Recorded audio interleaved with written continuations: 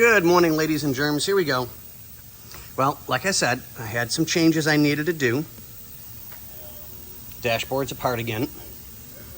I had to verify, so I got my lights ready.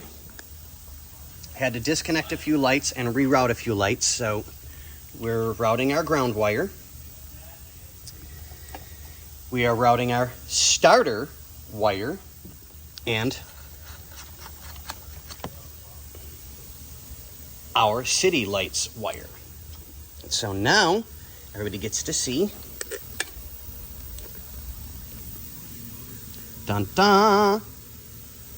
Unfortunately, the clock does not work, and I'm only so good. I'm going to see if I can get a hold of my parts guy and see if I can't get another one.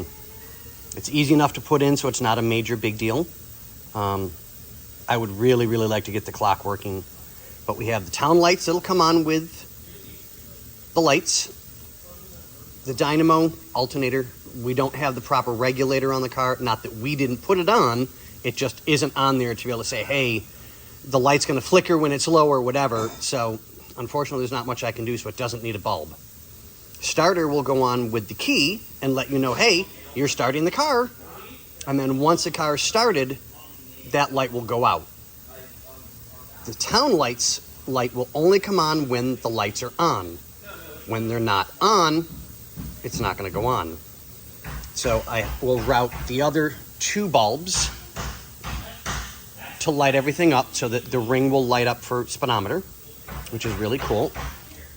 And then I'm going to pull this one out and get this one wired up so we can have oil. Let me see if I can get in close enough without... Oh, there we go. It's working good. So oil, fuel, temp, and oil pressure. So we'll need to get a couple of things taken care of. I'm sure Bobby has the switches on the way, so I'm not worried. And we'll get it done. All right, thanks, guys. I'll keep you updated, and I hope the owner of the car likes his second surprise video. All right, we'll let you guys go. Bye.